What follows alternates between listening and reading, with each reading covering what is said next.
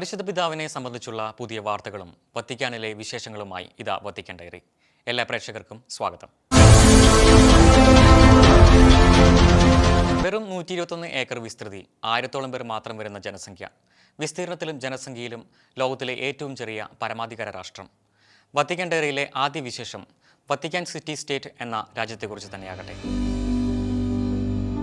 കത്തോലിക്ക സഭയുടെ ആധ്യാത്മികതയുടെ കേന്ദ്രസ്ഥാനമെന്ന നിലയിൽ മാത്രമല്ല വത്തിക്കാൻ സ്റ്റേറ്റ് ശ്രദ്ധേയമാകുന്നത്, മറിച്ച് ലോകമതങ്ങൾക്കിടയിൽ അപൂർവമായ ഔന്നത്യം കൈവരിച്ചിരിക്കുന്ന ഒരു രാജ്യം എന്ന നിലയിൽ കൂടിയാണ്. മാർപ്പാപ്പ കേന്ദ്ര അധികാരിയായി പ്രവർത്തിക്കുന്ന ഈ സ്വതന്ത്ര രാഷ്ട്രത്തിൽ മാർപ്പാപ്പയുടെ വാക്കുകളും കാഴ്ചപ്പാടുകളും ലോകമനസാക്ഷിയുടെ തന്നെ ആധികാരിക സ്വരമായി പ്രവർത്തിക്കുന്നു എന്നതും ശ്രദ്ധേയമാണ്. പ്രാചീന ക്രിസ്തുമതവുമായി ബന്ധപ്പെട്ടാണ് വത്തിക്കാന്റെ ഉത്ഭവം. വിശുദ്ധ പത്രോസ് ശ്ലീഹ രക്തസാക്ഷിത്വം വരിച്ച സ്ഥലമാണ് ഇന്നത്തെ വത്തിക്കാൻ എന്ന് പരമ്പരാഗതമായി വിശ്വസിക്കപ്പെടുന്നു. 4-ാം നൂറ്റാണ്ടിൽ കോൺസ്റ്റന്റൈൻ കാലം മുതൽക്കാണ് വത്തിക്കാനിലേക്ക് ക്രൈസ്തവർ കൂടുതലായി വന്നു തുടങ്ങിയത്. എങ്കിലും 1929-ൽ പിയൂസ് 11 മാർപ്പാപ്പയും ഇറ്റാലിയൻ ഭരണാധികാരി ബെനിറ്റോ മുസോളിനിയും ഒപ്പുവെച്ച ലാറ്ററൻ ഉടമ്പടി വഴിയാണ് വത്തിക്കാൻ ഒരു സ്വതന്ത്ര രാഷ്ട്രമായി രൂപം കൊണ്ടതോടെ അധികാര പദവിയിലേക്ക് മാർപ്പാപ്പമാർ കടന്നു വന്നത്. അതുവരെ ഇറ്റലിയിലെ വിവിധ ഭാഗങ്ങളിൽ മാത്രം അധികാരമുണ്ടായിരുന്ന പേപ്പൽ സ്റ്റേറ്റിന്റെ മേൽ മാത്രമേ അവർക്ക് നിയന്ത്രണമുണ്ടായിരുന്നുള്ളൂ. റോമിലെ മെത്രാനും കത്തോലിക്ക സഭയുടെ തലവനുമായ മാർപ്പാപ്പ ഭരിക്കുന്നു എന്നതാണ് വത്തിക്കാൻ എന്ന രാജ്യത്തിന്റെ ഏറ്റവും വലിയ പ്രത്യേകതകളിലൊന്ന്. മറ്റൊരു രാജ്യത്തിനും ഇത്തരത്തിലുള്ള അപൂർവത അവകാശപ്പെടാനില്ല. വത്തിക്കാൻ സിറ്റി സ്റ്റേറ്റ് എന്നാണ് ഔദ്യോഗികമായി രാജ്യം അറിയപ്പെടുന്നത്. സിറ്റാഡൽ വത്തിക്കാനോ അല്ലെങ്കിൽ സ്റ്റാറ്റോ ഡെല്ല സിറ്റാഡൽ വത്തിക്കാനോ എന്നാണ് ഇറ്റാലിയൻ ഭാഷാനാമം. റോമാക്കാർ ഏഗർ വത്തിക്കാനസ് എന്നാണ് ഈ സ്ഥലത്തെ വിശേഷിപ്പിച്ചിരുന്നത്. വത്തിക്ക അല്ലെങ്കിൽ വത്തിക്കം എന്നതിൽ നിന്നാണ് വത്തിക്കാൻ എന്ന പേര് ഉരുത്തിരിഞ്ഞത്. റോമൻ റിപ്പബ്ലിക്കിന്റെ കാലത്ത് തന്നെ വത്തിക്കാൻ എന്ന പേര് പ്രചാരത്തിലുണ്ടായിരുന്നു. ടൈബറിന്റെ പടിഞ്ഞാറൻ തീരത്ത് റോം നഗരത്തിന് എതിർവശത്ത് വത്തിക്കാൻ കുന്ന്, മൊണ്ടെമാരിയോ എന്നിവയ്ക്കിടയിൽ അവന്റൈൻ കുന്ന് വരെയും ക്രെമേര അരുവിയുടെ സംഗമസ്ഥാനം വരെയും സ്ഥിതി ചെയ്തിരുന്ന ഒരു ചതുപ്പ് നില പ്രദേശമായിരുന്നു അന്ന് വത്തിക്കാൻ. ജനവാസയോഗ്യമല്ലെന്ന് റോമാക്കാർ വിധിയെഴുതിയിരുന്ന, അശുഭകരമായി കണക്കാക്കി പോന്നിരുന്ന ഒരു സ്ഥലത്താണ് ഇന്ന് വത്തിക്കാൻ രാഷ്ട്രം സ്ഥിതി ചെയ്യുന്നത് എന്നതാണ് ഏറെ കൗതുകകരം. Saint Peter's Basilica, Sistine Chapel, Vatican Apostolic Library, മ്യൂസിയങ്ങൾ എന്നിങ്ങനെ മതപരവും സാംസ്കാരികവുമായ നിരവധി സ്ഥലങ്ങൾ വത്തിക്കാൻ നഗരത്തെ അടയാളപ്പെടുത്തുന്നു. ലോകത്തിലെ ഏറ്റവും പ്രശസ്തമായ പല ചിത്രങ്ങളും ശില്പങ്ങളും ഈ രാജ്യത്തിന്റെ അക്ഷയനിധി ശേഖരമായി നിലകൊള്ളുന്നു. നികുതികൾ ചുമത്താത്ത രാജ്യമാണ് വത്തിക്കാൻ. കത്തോലിക്ക വിശ്വാസികളിൽ നിന്നുള്ള സംഭാവനകൾ, തപാൽ സ്റ്റാമ്പുകളുടെയും സുവനീറുകളുടെയും വിൽപ്പന, മ്യൂസിയങ്ങളിലേക്കുള്ള പ്രവേശന ഫീസ്, പ്രസിദ്ധീകരണങ്ങളുടെ വിൽപ്പന എന്നിവയിലൂടെയാണ് വത്തിക്കാൻ സിറ്റിയുടെ സമ്പദ് വ്യവസ്ഥ ക്രമീകരിക്കപ്പെട്ടിരിക്കുന്നത്. വത്തിക്കാന് ചുറ്റുമുള്ള ഇറ്റാലിയൻ പ്രദേശങ്ങളിൽ നിന്ന് ഈ രാജ്യത്തിലേക്ക് പ്രവേശിക്കുന്നതിന് പാസ്പോർട്ട് ആവശ്യമില്ല. മാത്രവുമല്ല, സെന്റ് പീറ്റേഴ്സ് സ്ക്വയറിലേക്കും ബസിലിക്കയിലേക്കും മറ്റു ഹാളുകളിലേക്കും പ്രവേശനം സൗജന്യവുമാണ്. എന്നാൽ ഇക്കാര്യം നേരത്തെ അറിയിച്ചിരിക്കണമെന്ന് മാത്രം. പക്ഷേ സിസ്റ്റൈൻ ചാപ്പൽ ഉൾക്കൊള്ളുന്ന വത്തിക്കാൻ മ്യൂസിയങ്ങളിൽ പ്രവേശിക്കണമെങ്കിൽ ഫീസ് നൽകേണ്ടതുണ്ട്. ഐക്യരാഷ്ട്രസഭയിൽ അംഗമാകാത്ത ചുരുക്കം ചില സ്വതന്ത്ര രാജ്യങ്ങളിൽ ഒന്നാണ് വത്തിക്കാൻ സിറ്റി. പക്ഷേ ഐക്യരാഷ്ട്രസഭയിലെ പൊതുസഭയിലെ വോട്ടെടുപ്പ് ഒഴികെ ഒരു പൂർണ്ണ അംഗത്തിന്റെ എല്ലാ അവകാശങ്ങളും വത്തിക്കാൻ സ്റ്റേറ്റിനുണ്ട്. അതുപോലെ സ്റ്റേറ്റ് അന്താരാഷ്ട്ര ക്രിമിനൽ കോടതിയിലോ സ്റ്റേറ്റ് യൂറോപ്യൻ കൗൺസിലിലോ യൂറോപ്യൻ മനുഷ്യാവകാശ കൺവെൻഷനിലോ വത്തിക്കാൻ അംഗമല്ല. സ്ഥലപരിമിതി കാരണം മറ്റു രാജ്യങ്ങളുടെ എംബസികൾ വത്തിക്കാനിൽ പ്രവർത്തിക്കുന്നുമില്ല. വിമാനത്താവളമില്ലാത്ത ഒരു രാജ്യം കൂടിയാണ് വത്തിക്കാൻ. റോമിലെ വിമാനത്താവളങ്ങളാണ് വത്തിക്കാൻ ഉപയോഗിക്കുന്നത്. ഹൈവേകളും വത്തിക്കാനില്ല.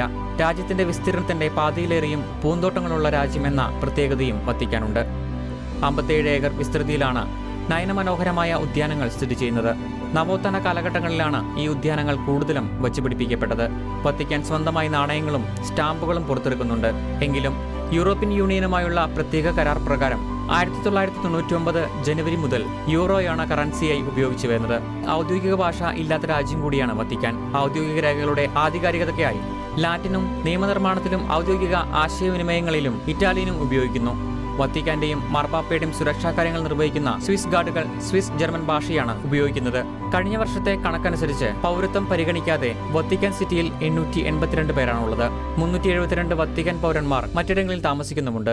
വൈദികർ, വിശ്വാസികൾ, ഉദ്യോഗസ്ഥർ, സ്വിസ് ഗാർഡുകൾ, അവരുടെ കുടുംബാംഗങ്ങൾ എന്നിവരെല്ലാം ചേർന്നുള്ള കണക്കാണ് ഇത്. എങ്കിലും ഇവിടേക്ക് ദിവസം തോറും ആയിരക്കണക്കിന് സന്ദർശകർ എത്തിച്ചേരുന്നുണ്ട്. അങ്ങനെ വത്തിക്കാൻ തിരക്കുകളുടെ ലോകത്തിൽ മുഴുകിയിരിക്കുകയും ചെയ്യുന്നു. ബംഗ്ലാദേശ് വിമാനാപകടത്തിൽ ലിയോ 14 പാപ്പ അനുശോചനം രേഖപ്പെടുത്തി. ജൂലൈ 22-ാം തീയതിയാണ് ഈ വിമാന ദുരന്തം ഉണ്ടായത്. പരിശീലന പറക്കലിനായി പറന്നുയർന്ന F-7 ജെറ്റ് വിമാനം ധാക്കയിലെ സ്കൂൾ പരിസരത്ത് തകർന്നു വീഴുകയായിരുന്നു. അപകടത്തിൽ 25-ലധികം കുട്ടികൾ കൊല്ലപ്പെടുകയും നിരവധി പേർക്ക് പരിക്കേൽക്കുകയും ചെയ്തിരുന്നു. 10-നും 15-നും ഇടയിൽ പ്രായമുള്ള കുട്ടികളാണ് കൂടുതലായും അപകടത്തിൽപ്പെട്ടത്.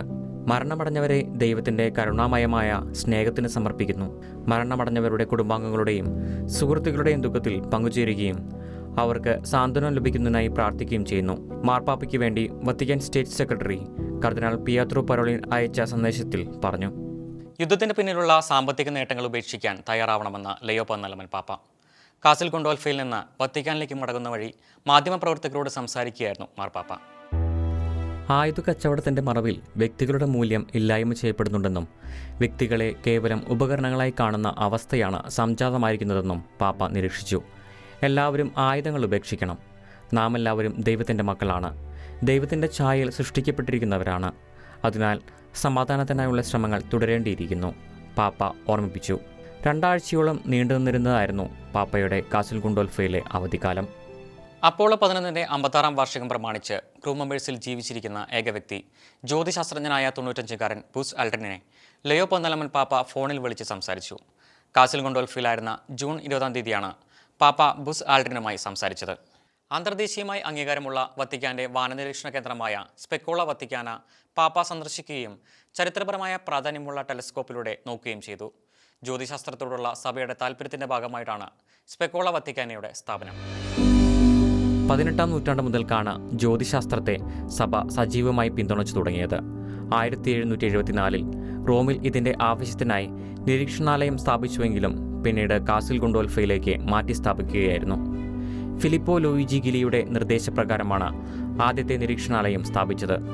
പിന്നീട് ചില സാങ്കേതിക കാരണങ്ങളാൽ സ്പെക്കോള അടച്ചുപൂട്ടുകയും അതിലെ ഉപകരണങ്ങൾ കോളേജ് നിരീക്ഷണാലയത്തിലേക്ക് മാറ്റുകയും ചെയ്തു. പിന്നീടുള്ള വർഷങ്ങളിലും സ്പെക്കോളയുടെ പ്രവർത്തനങ്ങൾ പല കാരണങ്ങളാൽ തടസ്സപ്പെട്ടിരുന്നു. 1891-ൽ ലയോ 13-ാമൻ പാപ്പയാണ് ഇതിനൊരു പുനരുജ്ജീവൻ നൽകിയത്. വത്തിക്കാൻ ഒബ്സർവേറ്ററിയുടെ പുനഃസ്ഥാപനത്തിനായി മോട്ടോ പ്രോപ്പിയോ വരെ അദ്ദേഹം പുറപ്പെടുവിച്ചു. 19-ാം നൂറ്റാണ്ടിന്റെ അവസാനത്തോടെ വത്തിക്കാൻ ഒബ്സർവേറ്ററി ലോകമെമ്പാടുമുള്ള പ്രമുഖ ജ്യോതിശാസ്ത്ര സ്ഥാപനങ്ങളുടെ പട്ടികയിൽ മുൻപന്തിയിലെത്തി. ജൂബിലി വർഷത്തിലെ യുവജന ജൂബിലി ആചരണത്തിന് ജൂലൈ 28-ന് വത്തിക്കാനിൽ തുടക്കമാകും. ഓഗസ്റ്റ് 3 വരെയാണ് ജൂബിലി ആചരണം.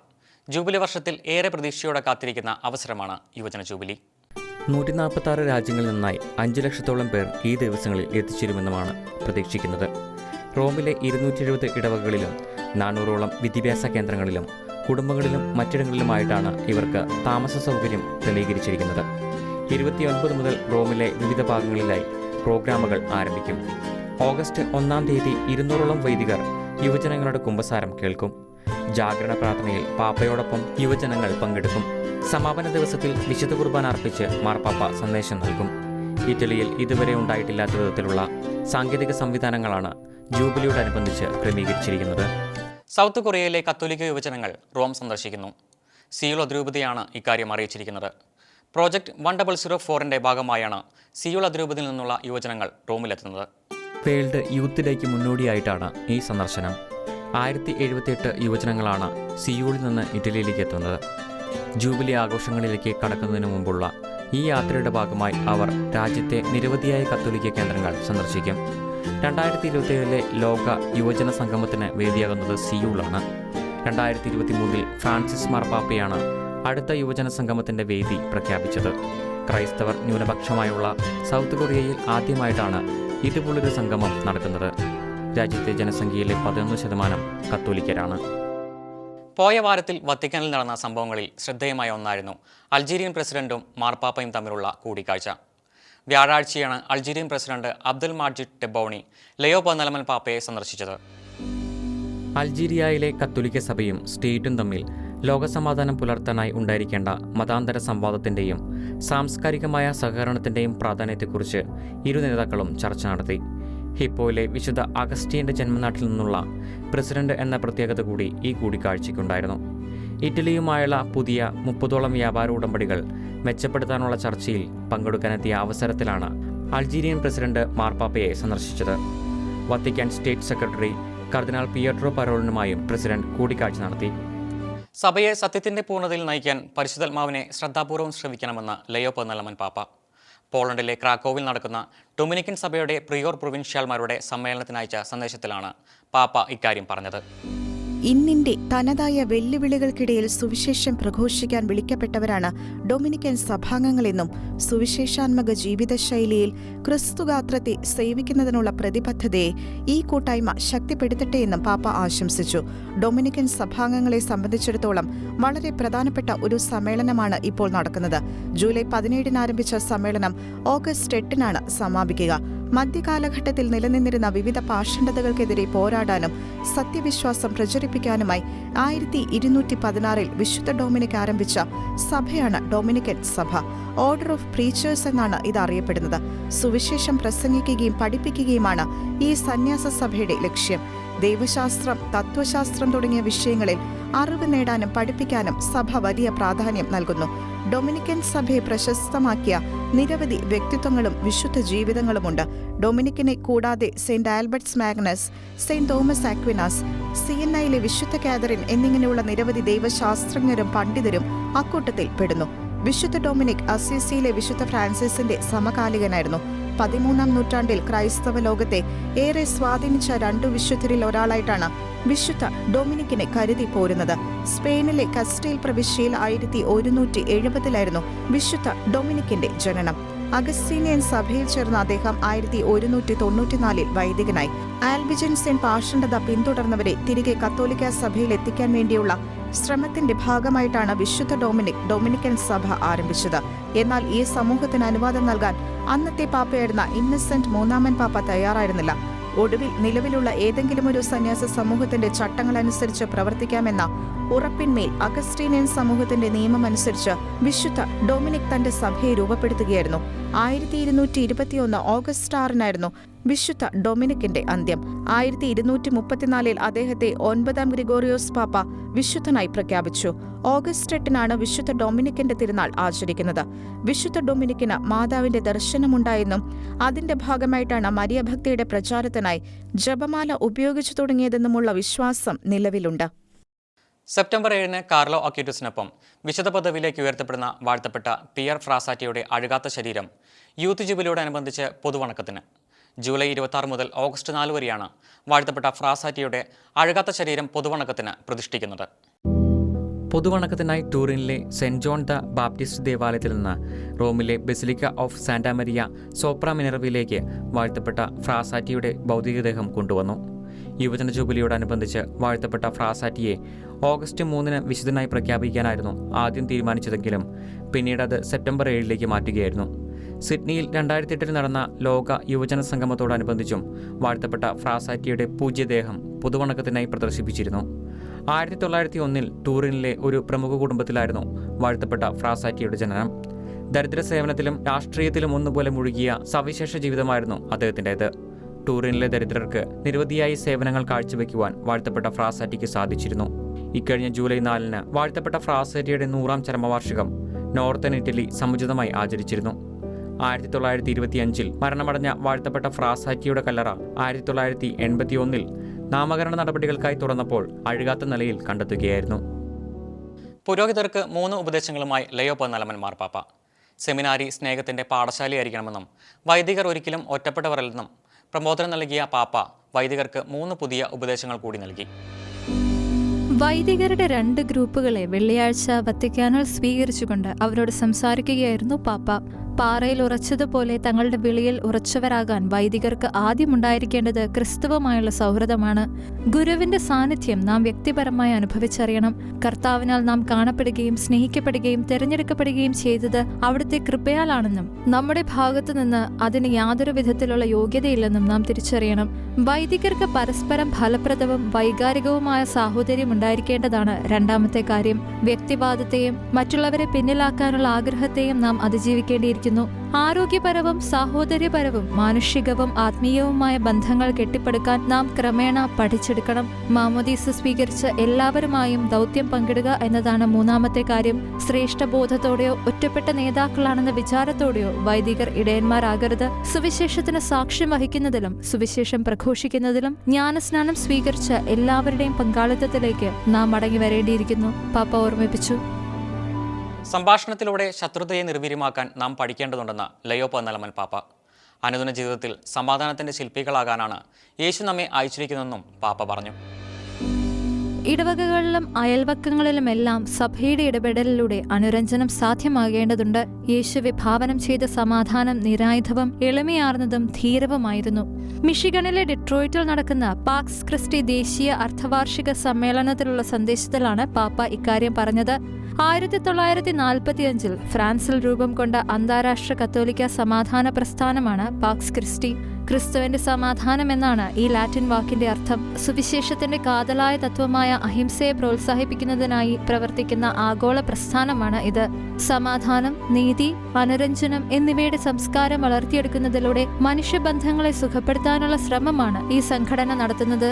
അക്രമം, ഭീകരവാദം, വർദ്ധിച്ചുവരുന്ന അസമത്വങ്ങൾ, ആഗോള അരക്ഷിതാവസ്ഥ എന്നിവയാൽ ദുരിതമനുഭവിക്കുന്ന ലോകത്തെ പരിവർത്തനം ചെയ്യുക എന്നതാണ് പാക്സ് ക്രിസ്റ്റിയുടെ ദൗത്യം. യൂറോപ്പിൽ രണ്ടാം ലോക മഹായുദ്ധം അവസാനിക്കുന്നതിന് മുൻപ് 1945 മാർച്ചിൽ മാർക്ക് ഡോർട്ടൽ ക്ലോഡോട്ടും ബിഷപ്പ് പിയറി മാരി തിയസും ചേർന്നാണ് പാക്സ് ക്രിസ്റ്റിക്ക് രൂപം കൊടുത്തത്. 1950കളോടെ യൂറോപ്പിലെ മറ്റു രാജ്യങ്ങളിലേക്ക് ഇതിന്റെ പ്രവർത്തനം വ്യാപിച്ചു. 1952 പിയൂസ് 12 പാപ്പ ഈ സംഘടനയെ ഔദ്യോഗിക അന്താരാഷ്ട്ര കത്തോലിക്ക സമാധാന പ്രസ്ഥാനമായി അംഗീകരിച്ചു. അടുത്തതായി വിശുദ്ധ പത്രോസിന്റെ ബസിലിക്കയും മൈക്രോസോഫ്റ്റും ചേർന്ന് നടത്തുന്ന ഒരു പ്രദർശനത്തിന്റെ വിശേഷങ്ങളിലേക്ക്.